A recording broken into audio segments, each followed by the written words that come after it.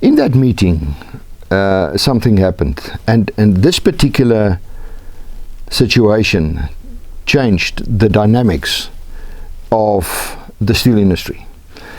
For many years, we fought a battle, and we were joined in that battle by the Plastic Converters Association of South Africa.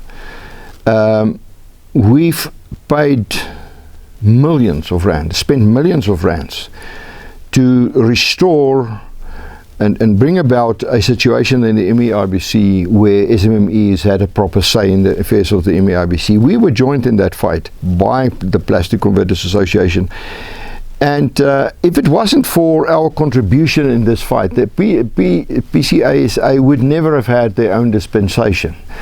The say that SMMEs had in the affairs of the council made it possible for them to get their own dispensation, and they had our support all along. And then came that particular matter, and what happened there? That's correct, yeah. Without MEASA support, the PCA would not have had their own dispensation.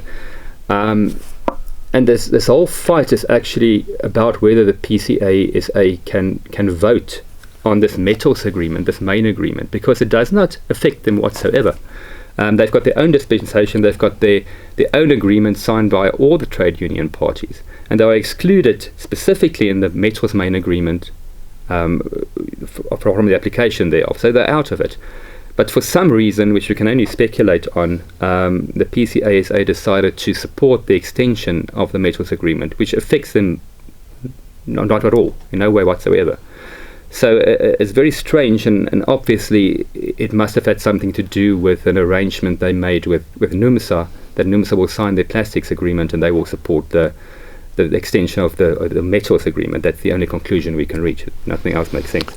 No, I want people to understand that the plastic negotiating forum, where we are a member, a part of, a party to that agreement, used to be and still is. We'll see what happens in the future, but the minimum wage of an entry-level employee is 50% of what it is, more or less, of what it is in the main agreement.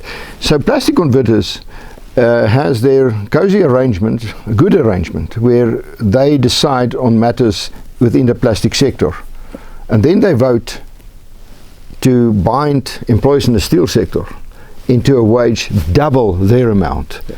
Now, there's actually no words to describe the lack of morality of such a decision, and knowing these people, I can only sit back and say I cannot imagine what went on in their minds.